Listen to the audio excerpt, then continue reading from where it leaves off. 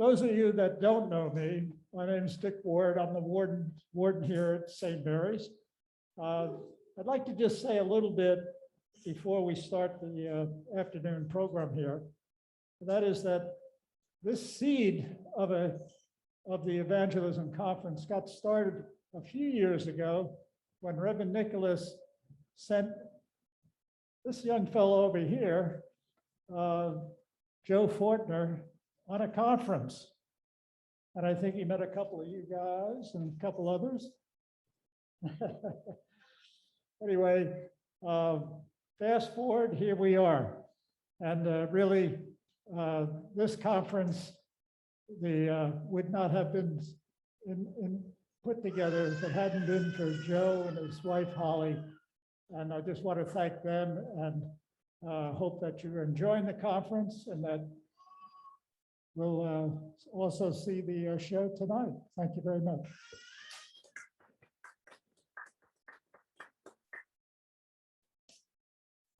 Thanks, Dick. Hopefully this is, are you picking me up? Okay, good.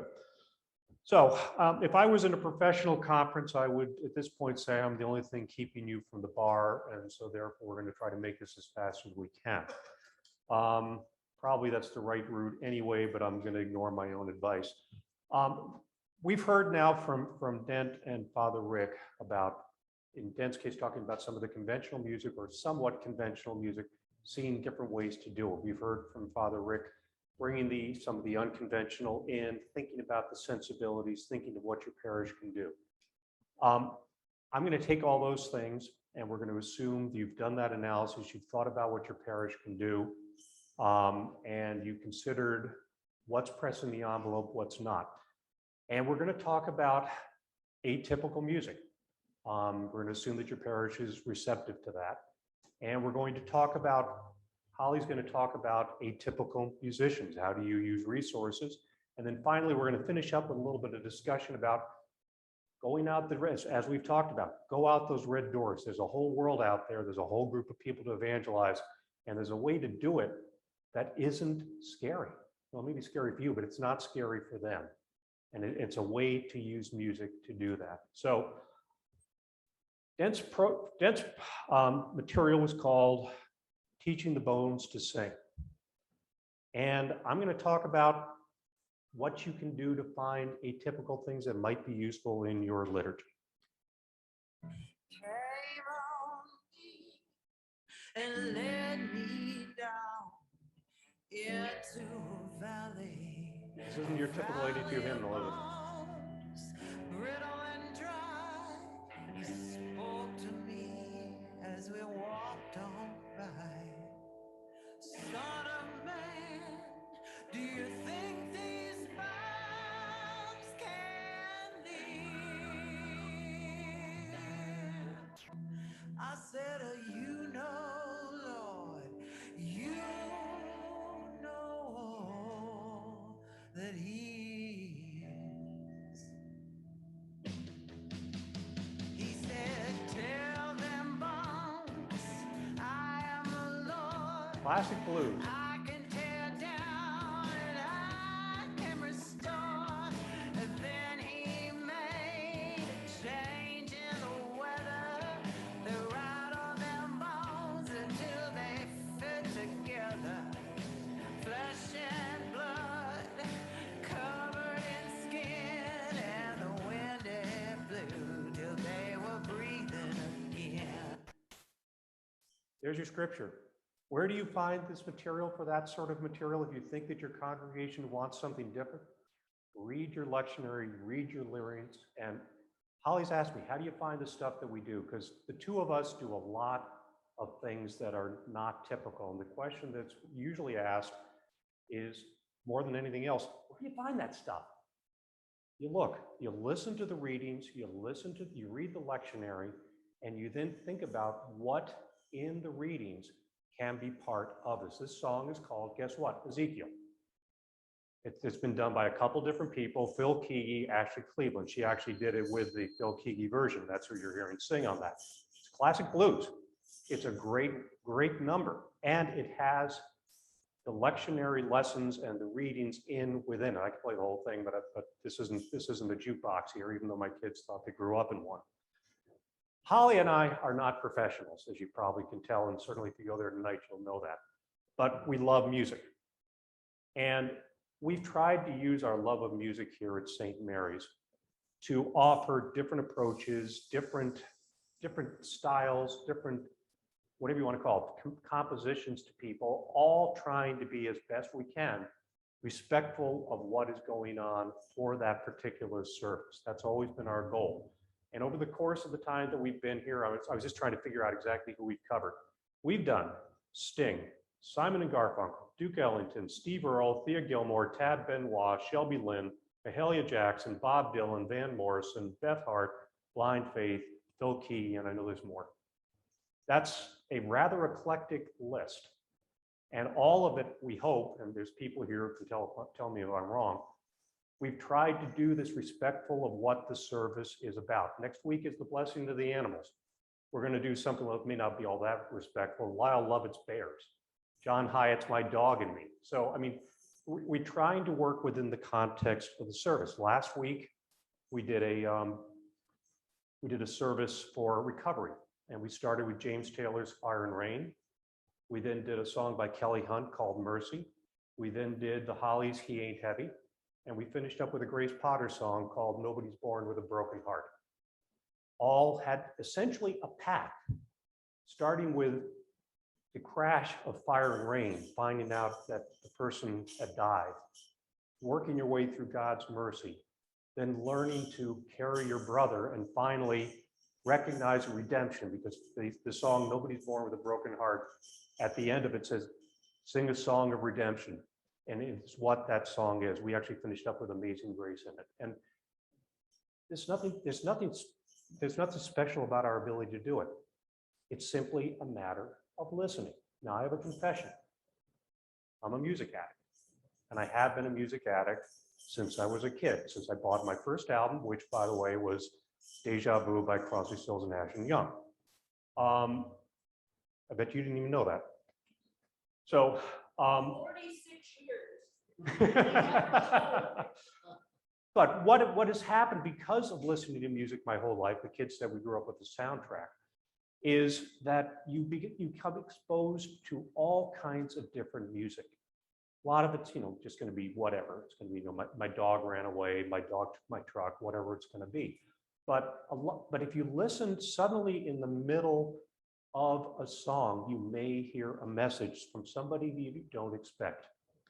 And that's an opportunity to put that in your database, whether you write it down or not, and keep that from the standpoint of being able to do music for your services. Now, how do you, and so, as the Doobie Brothers said, how do you do it? You listen to the music. And you may, in fact, find messages within songs. Some of it's kind of obvious. Norman Greenbaum, Jesus is just all right with me. That one's kind of obvious. We can all kind of figure that one out pretty quickly. You can look for contemporary Christian music, as Rick said. Some of it has a particular message that doesn't resonate with us. Others, some of it may, you shouldn't throw the baby out with the bathwater. Some of it may have that message. Some of it will be, I think you said the phrase, Jesus is my boyfriend music. That's not exactly terribly receptive either. But some of it, you'll find a lot more to it that you want to listen to and perhaps be able to incorporate. And then there's some songs that you sort of go on a path of less obvious. The Byrds, most of us, hate to say it, I'm looking to the hair here. Most of us were around when the Byrds released Turn, Turn, Turn. I mean, that's kind of an obvious one, right? But then you get some additional ones, and I'll talk about this a little bit later. The supergroup Blind Faith, Eric Clapton, Steve Winwood, one album. What did they do in that album? They did one song, Can't Find My Way Home. And I'll talk about that a little bit later. And a little bit later in the album, they do the song Presence of the Lord. There's two opportunities right there to incorporate music into your service if it fits into what you're talking about. I talked about Ashley Cleveland.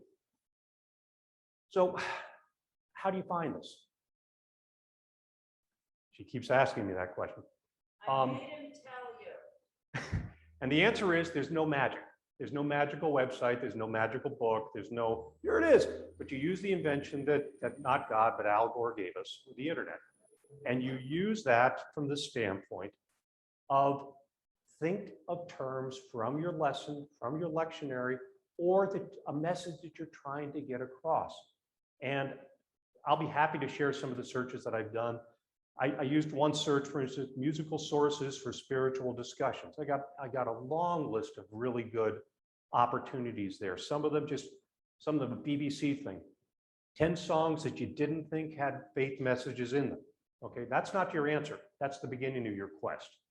That's where you start. Now you start clicking on them, listening to them, and reading the lyrics and trying to understand them and make a decision. Some of these are just gonna, it's not gonna work. You got to separate the wheat from the chaff. God, music popular. I got a bunch of really good ones from the Huffington Post, another from BeliefNet with very good sources for them. Christ, music, blues. All these are ones that, you think about the type of music, you think of the type of message that you're going. And in one of the sheets that I've handed out here, I've made some suggestions on words that you might use. That's a starting point. The really important thing to do, and we do this when we're trying to pick out music for services, is to read the lesson, understand the lesson, and then do your search based upon that. And what you're going to find, if you do that, other than in the case of Salome and John, there is no song for Salome and John, with one exception. There is a German death metal band that I'm not kidding. I found a German death metal band. I didn't bring that to St. Mary's, Dick. You'll be happy to know about that. But that's it. There is no Salome and John out there. And there's an opportunity for all you songwriters. But in most cases, you're going to find, if you discern and really think about what the message is, a way to find popular music or oldies that you can bring into your service, maybe not as the hymns, but as an offertory, as a prelude, as a postlude, something to rattle the bones and start to offer up some additional things, which may in turn start to reach people who aren't your regulars. Obviously, you don't want to alienate your regulars if they may not be receptive, but a little bit and get the word out that's out there, and you have an opportunity to start reaching some people. Now, Holly's going to talk about unconventional ways of using your resources. Or I've become used to holding a mic since about 2015, when actually we started doing music at churches. We did that more than anything else. And so if you're looking for pieces of paper to travel along with, this is mine. So when Jerusalem was talking about how do you reach out to people and what's the purposes of evangelism, which is helping them tell their stories, listening to their stories. Dent talked about, and Father Rick talked about walking outside the doors. I'll also add in that during COVID, in February of 2020, I was invited into a call of 10 Vermont Diocese church musicians. And they talked, I guess it couldn't have been February 2020, it was probably February of 2021, it was later in that. And they were talking about their exhaustion of having to week after week by themselves present music. So then you have the other situation where somebody may be very traditional in their training, and yet you're presenting them with this idea of how am I going to broaden the music that's offered when my entire background is Bach and Beethoven. Okay, stand up, Joe. You're looking at him. And then I'm going to point to another person. Dick Ward played saxophone in the jazz band in college. Okay, so what you're talking about here is what I call the enthusiastic amateur. So how are you going to work with the enthusiastic amateur? How are you going to find them? Well, you've heard so many lectures where somebody says, start with the low-hanging fruit. Do. Look in your pews first. Is there someone who you watch their face change when they start singing? Is there someone who comes up after a particular piece is played and says, that's really great? Or how about the person who says, do you know this tune? Do you think you could do that tune? And you go, I can't do that tune, but wait a minute. Do you want to do that tune? And then you find out, okay, they didn't play in bars for 10 years, and they didn't go and have a traditional music career and then go off to jazz school. They're not a professional. They're an amateur, the two of us. So what do you do to help them? You do what happened with us. The first time that we ever played in a church, we played in a really big church, 1,600 members at Asylum Hill in Hartford, Connecticut. And that is just a huge music church, or it was when we were there. So we were doing a tune called Anyway by Martina McBride. And the music director heard this, as did the organist, and they said, well, they could use a little help here. So what happened? Dan Kimpolita, who could go from playing a Bach toccata to jazz and who wrote music, comes in and he plays in with us. So you take your amateur musician and you say, how can I support you? Okay. And then there's another way you do it. And Joe's going to be talking about this a little bit. So you get the person who wants to sing a particular tune, and the only place you can find that tune is in a score that's for a soprano. And the person you're looking at is my age. And while I used to be a power soprano, I'm not anymore. So how are you going to make that work? How are you going to find that score? Enter the nerd husband. The nerd husband found something called the Amazing Slower Downer. This is a tool for music directors who want to move things around. I don't care whether it's a Bach aria or it's a rock tune. If you need, because you don't have the power soprano, you want to find a way to get a tune in that somebody in a key that somebody can sing. The Amazing Slower Downer, Mr. Fortner. The Amazing Slower Downer has actually been around since, I think, vinyl, but it's evolved over time, and it is currently an app for your iPhone or your Droid, and it's also available for computers, and it allows you to take any audio file and adjust the pitch to whatever you want without changing the tempo, adjust the speed. So for those of us who are trying to figure out exactly what those notes are, slow it down, you can loop little sections and all that. I don't have any stock in this, by the way. But it is a great tool if you're trying to say, why was yet another song done in E flat? Let's find some key that somebody can actually sing or that somebody can actually play. And instead of having to fight your way through something that you can't do, move it to a key that you can do. Combine that with some of the online sources that are out there for sheet music, which will do transpositions on them. Sheet Music Direct, for instance, will allow you to, when you purchase the score from them or whatever it is, in many cases, not all, you have to look at it and see what you're buying. You can transpose it anywhere you want. Sometimes the transpositions get a little funky, but they will let you transpose it. And so combine the Amazing Slower Downer with using transposable sheet music, which actually can be downloaded onto your iPad or your phone and transpose it there. There you are. Now you've moved out from the, oh heavens, how can somebody do it, to instead, we can handle that. Okay, so we've been talking right now about your low-hanging fruit, whether it's the former jazz band saxophone player, or Joe, who plays the guitar, or Holly, who they made me bring it, plays the melodica. So I'm going to bring this out because not everybody's going to sing. Maybe somebody's heart is about faith music or being willing to open themselves and offer it, but they don't necessarily play a traditional instrument. So what do they play?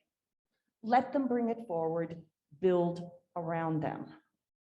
Or you have a group that wants to sing, and what you're missing is the upper voice or the ability to have a descant. So maybe that's when you find somebody to play it on a flute or a recorder to fill in the gap that you have. And that's going to be helpful. All right, so we've talked about using your low-hanging fruit. But if you start with them, maybe they're going to do something, which is, I have this friend. I have this friend who wants to sing with me. Let them bring them in. That may be the first time that that person has been in a church in a long time, but you can reach them through music. Let them do the music. Let them feel comfortable being in a faith space with a bunch of you friendly people and doing something that is meaningful to them.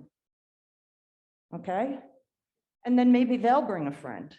But plus, especially, let's be real people. You bring a kid in, who do they bring? Parents. Who else do they bring? More like grandparents.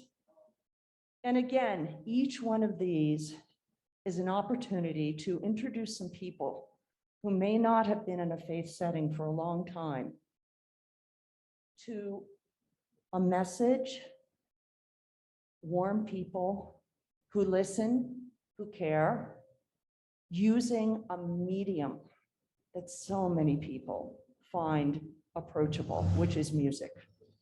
So you want to do that. Now, where are you going to find these people other than in the pew saying, I'm going to bring a friend?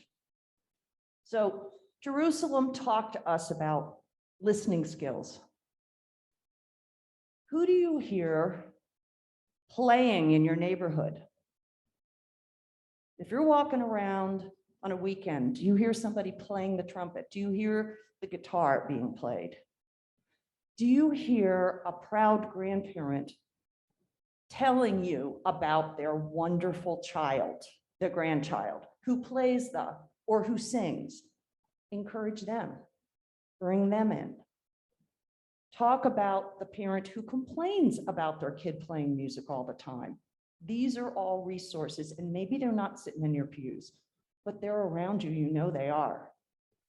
And then there are the other low-hanging fruit. Music teachers in school. You're going to have the kids. We had Caitlin Sullivan, flute player. Caitlin was going to the Vermont NAFME music festival, and she had to get ready for her audition at the festival to get her placement and her ranking to fit into the orchestra. And she needed a place to practice. And we needed somebody to play at the Carol Sing. So enter Caitlin Sullivan. She comes in and she plays, okay?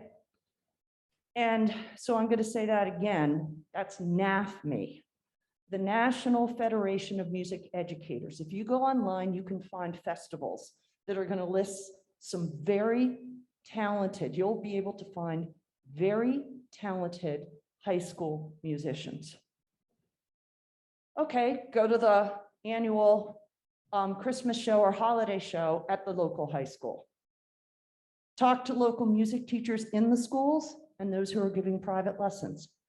If you need a pianist one week and you don't have one, why not go out and look for a kid who's been playing piano and who might want a chance? We had a young lady who came in, and yeah, the first year it was Rudolph the Red-Nosed Reindeer at the Carol Sing. But then the next year, it was a version of Hallelujah, and it was beautiful. And she kept coming back, and what did she do? She brought her parents and she brought her grandparents. And these people got used to being in a faith setting. You don't know what will happen if that occurs. Okay, then you can create opportunities, which is one of the things we've done. we started a concert series here. At first, it was 1 or 2 concerts that were held with the Brattleboro Music Center. And that was basically classical music. And then Joe and I rudely interrupted them by appearing and doing jazz. And then Joe started the carol sing. Take it away, dude. I didn't know I was getting this audible. So yeah, the Red Door concert series started, and one of the things that frankly was a labor of love, was the carol sing. And as a means to bring people in, what we do is we do a 30-minute performance with about 5 or 6 different people doing 1 or 2 songs, and then we go for about an hour and a half of a carol sing, and it's mixed up. You do about 3 carols, sing along, then a performance, then 3 carols, then a performance, 3 carols and performance, finish up with the organ going and you know, big raucous thing at the end. And it's grown and grown and grown. And the last time we were here in 2019, we had an absolute packed house. We had kids, we had people who don't normally come in here. And it was very rewarding, quite frankly, to see all these people here, all of them having a lot of fun, just celebrating Christmas. There are people who've said to me year after year, this has now become a way that we start the holiday season. Now, And they look forward to I it. will warn you, the last carol sing, we did do Christmas Joe, wrapping don't by tell the them. waitresses. So, I mean, it isn't necessarily everything's going to be terribly religious, but it's a lot of fun. I do want to bring forward yet one more tool that you can use. Again, we started off with the idea that somebody comes to you and says, I really want to do this song. What happens if you can't find it anywhere? You've gone to iTunes, you've tried Joe's Tricks, you've gone online searching for scores. Oh, by the way, we've gone as far as writing to the artist and saying, do you have a score for this? And they didn't. Enter Mr. Fortner on the internet one more time. So there's been a song that I wanted to do for years called Sol Invictus by Thea Gilmore. And yes, we wrote to Thea Gilmore and asked her for her score, and she says, I don't have one. So this year, I can't remember if it was Christmas or birthday, I get this brown envelope. Looked exactly like this. And I open it up, and inside is Sol Invictus. There's a group called TuneScribers out there. If you can't find what you want, look for TuneScribers on the internet. And I will tell you, we've shown scores from TuneScribers. Tonight, we're going to do a song called, wait a minute, Love God. And I showed the 2 professional musicians the score that TuneScribers created for us. And they were like, wow. This is real. And by the way, for those of you who are traditional musicians, and there's note stuff, you know, the black things with the lines that go across and all over, and there's like 4 lines of them, so you can get harmonies and everything. I'm being facetious, but you can also ask for it: piano score, choir, guitar, and we've now done this for 3 different tunes. Sol Invictus, which we're going to do this year at the Carol Sing. We did it for Love God that we're doing tonight, and I do hope you'll come. And then we did it for Mercy, which we did last Sunday. So it is a resource. Now, yes, you have to pay money for it, but it's not ridiculous. You may call it ridiculous, but when you find a tune that you think you're going to be using, a song that you're going to be using over and over again, that's particularly beautiful, it may be worth it. What was Sol Invictus was $88? It was about that. Okay.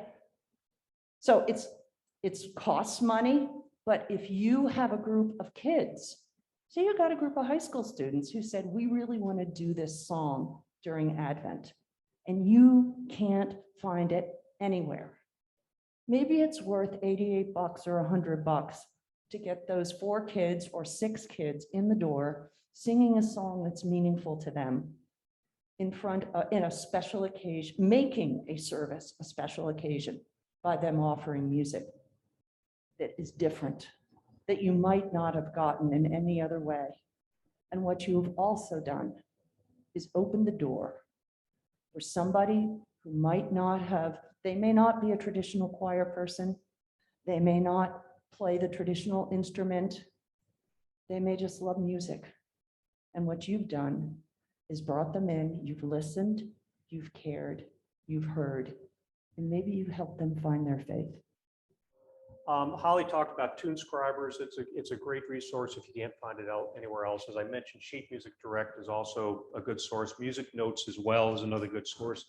For those who want to do, if you've got a guitar player, for instance, who wants to do music and you don't want to veer away from anything that's, that's really traditional, you want to give them some other opportunities, but they're not someone who is versed to look at the 82 hymnal and go, oh, that's a C13 sharp 11. All right, so they need a little help at least getting started.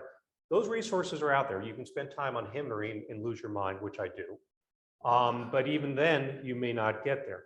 There is this book, which is available from our friends at Church Publishing, called Simplified Arrangements, 97 Hymns from the 1982 Hymnal. It's not the whole hymnal, but it's a start. I will tell you, a lot of these are starts. If you've listened to the hymn, you see what they have written here, you're going to make changes. But at least it's a starting point, and you can make your variations from there. And there's other ones. This one called How Sweet the Sound. Again, it's another place. It isn't Episcopalian, but it is another source. And then our friends at the Large C Catholic Church actually have these two real thick volumes from their hymn books with guitar chords as well. Again, starting point. They're not where you're going to end up if you really want to get the right sound. But if you've got somebody who plays guitar and you want to give them a chance, and it's the guy who's been sitting in the back and knows 3 chords in a cloud of dust, which there's plenty of us, that's about where we are. It's a great place to start. Or your neighbor's kid. So the other thing I just wanted to mention, then I'm going to get into some lyrics on looking for sources for music, online, etc. Is it's an electronic version of the real book, which the real book is basically charts that have been around. They've been doing that in hard copy forever. There's an online application called the iRealBook, which you can get for your phone or for your tablet. And it's the beginning of being able to find charts that have been done by who knows who on jazz standards, classical, country, folk, Christian, etc. Once you download the app, you then need to click on there's a place in there where you can go and download for free a bunch of chord charts. And they are all transposable, coming back to that wonderful idea. And there's some that are specifically Christian, the top Christian 500 or the top country 5 or 100. It's going to get back to separating the wheat from the chaff, as I talked about earlier, but it's a place to start. Again, you may not agree with the chord voicings. You definitely won't agree with the fingerings that they show if you have those pop up, but it gives you the chords to start working with and add that to your repertoire of somebody who's trying to do something different. Now, I want to step outside those doors. Because as we've been talking about today, evangelism is not just preaching to the choir, and it's not just preaching to the congregation.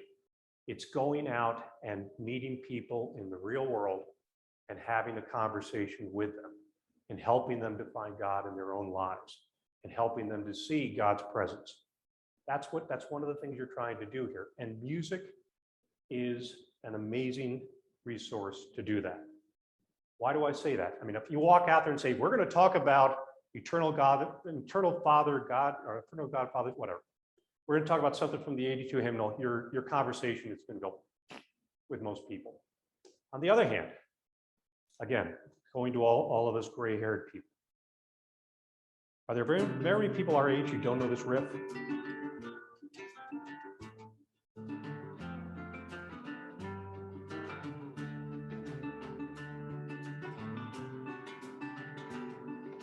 Everybody know that song already?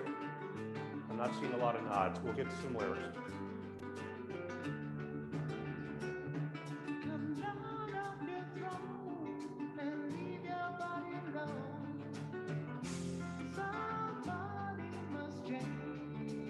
That's called Can't Find My Way Home from Blind Faith. I mentioned that earlier. That's a 60s song. Steve Winwood, Eric Clapton. There are, I think, the vast majority of people who listen to music too much like I do. When they hear just those first opening finger chords, they're gonna go, oh yeah, I know that one. Same thing with the second song from that album, Presence of the Lord.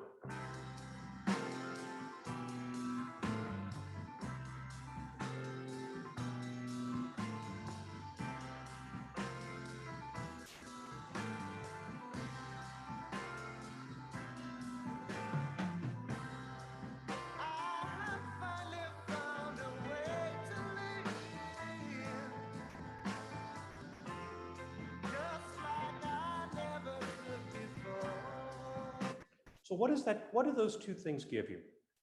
Other than music that for a lot of us is what we grew up with and defined a lot of what we listen to.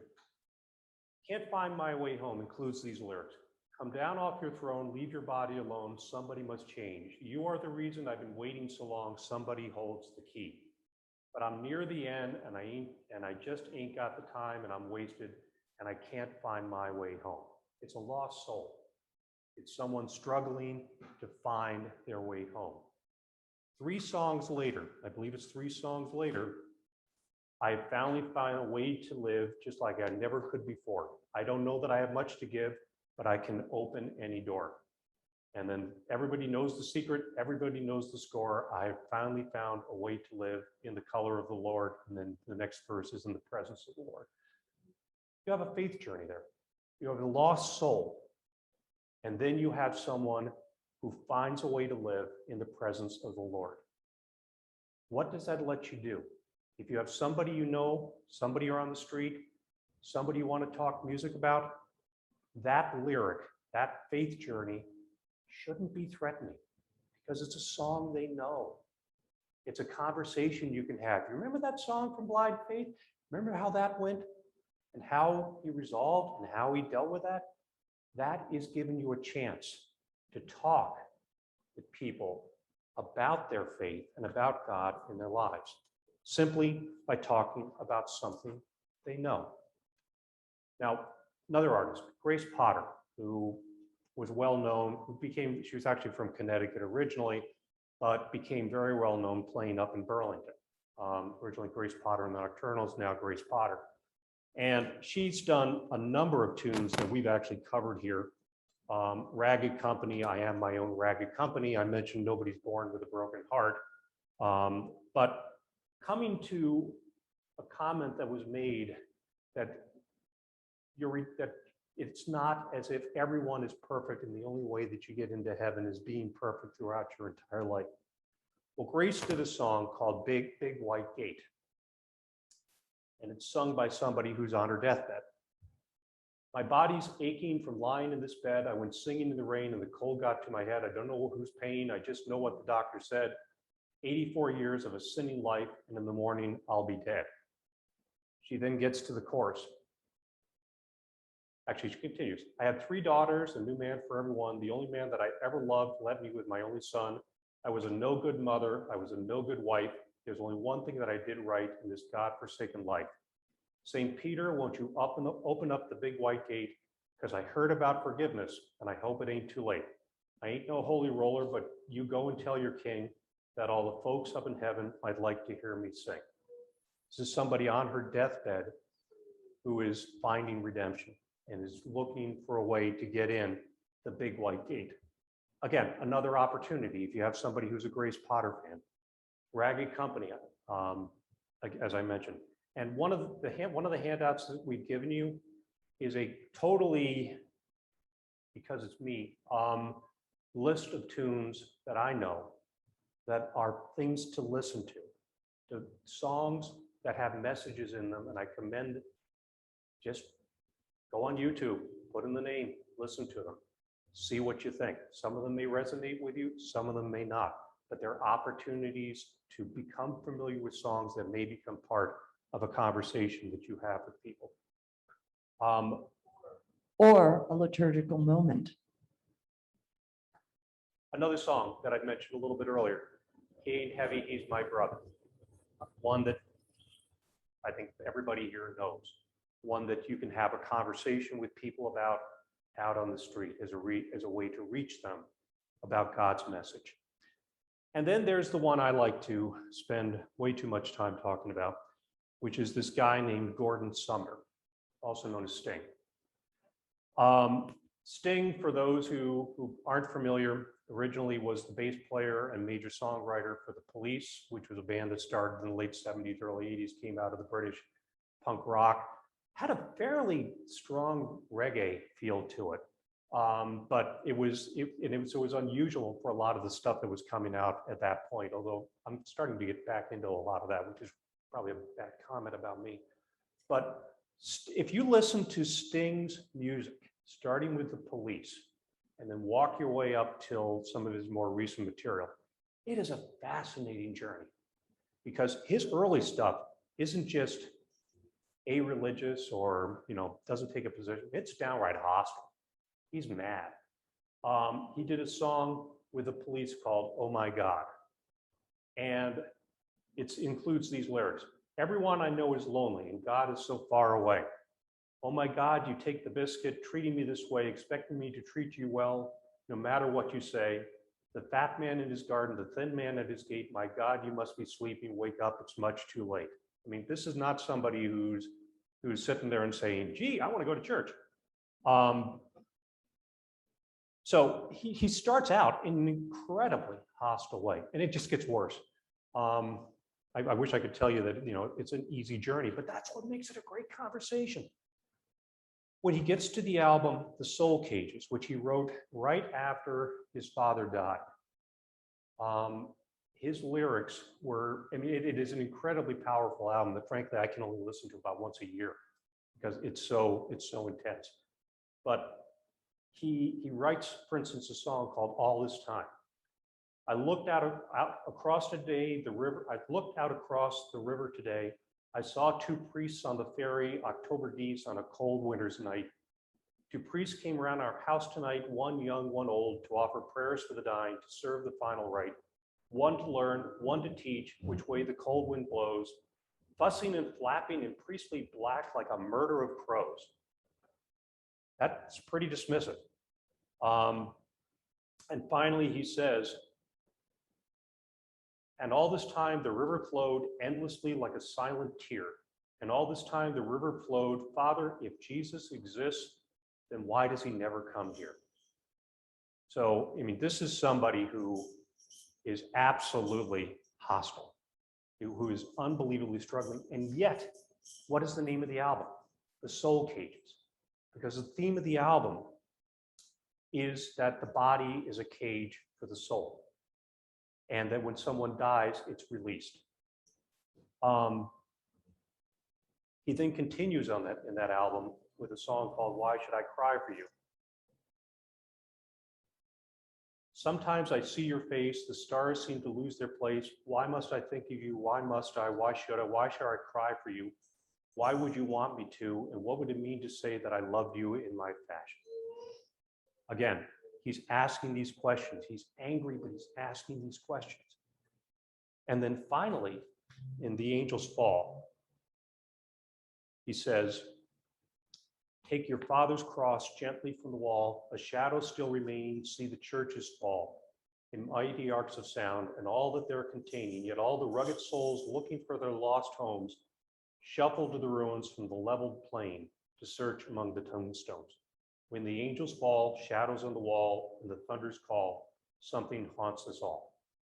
So this is, somebody, as I said, who is struggling. And you would think at that point, this is, for want of a better way to put it, a lost soul. But then he changes. He does the song, which actually was quite popular, "Let Your Soul Be Your Pilot." And in that song, the repeated lyric is, "Let your soul be your pilot, let your soul guide you well, he'll guide you well." So he's again finding that. And then finally, the journey is encapsulated in a song called "Dead Man's Rope," which was from an album called "Sacred Love." And it's about a 5.5-minute song, so I'm not going to play it. But it's essentially, he starts out by saying, a million footsteps, this left foot drags behind my right, but I keep walking from daybreak till the falling night. And as days turn into weeks and years turn into lifetimes, I just keep walking like I've been walking for 1,000 years. Walk away in emptiness, walk away in sorrow, walk away from yesterday, walk away tomorrow. Walk away in anger, walk away in pain, walk away from life itself, walk into the rain. And then the song changes and he sings, all this wandering has led me to this place inside the well of my memory, sweet rain of forgiveness. I'm just hanging here in space. Continues. Now I'm suspended between my darkest fears and dearest hope. Yes, I've been walking. Now I'm hanging from a dead man's rope. With hell below me and heaven in the sky above, I've been walking away from Jesus's love. The shadows fall around my bed with the hand of an angel. The hand of an angel is reaching down above my head. All this wandering has led me to this place. Now I'm walking in his grace. And he finishes up talking about walking in his footsteps. And finally ends up singing that all his life, all the days of my life, I will walk with you. I will talk with you. I will share with you. I will bear with you. So this is a summation of this journey. I've gone into a lot of depth on this, other than the fact that I love the lyrics and I love the music that he does. It's a way to have the conversation with people who like this artist and talk about the faith journey that he did. And that's true with a lot of the songs that I put on that list. And we've talked about using these discussions and opening doors, but I submit to you that this music, you don't have to open the door. The door is already open for the people who know those songs and love that music. That door is already open. You just need to go in there and explore with them and talk with them and enjoy the room with them and help them look around the room that they're already in. And if you do that, you're evangelizing. You're bringing the message out to them out in the street in a way that we may not be able to do here. So I've been accused, as I said, of bringing our kids up in a house with a soundtrack. And I'm happy with that, quite frankly. And I still do a soundtrack. I drive her nuts because we have music going constantly. And it's everything from Corelli to Wes Montgomery to B.B. King to Brad Paisley to anything. I mean, it's like if it's got a melody, we'll listen. When you're listening, whether you own it or whether you're in a bar or you're in a restaurant or you're in whatever place where there's music in the background, keep your ears open because you may hear a song that has a message. Write it down, go listen to it, and then look for the chance when you're with somebody who understands that music and likes that music to have that conversation. And it's not threatening. It's not something that's going to scare them. So thank you for listening. Now you can go to the bar or whatever, wherever the vouchers may take you.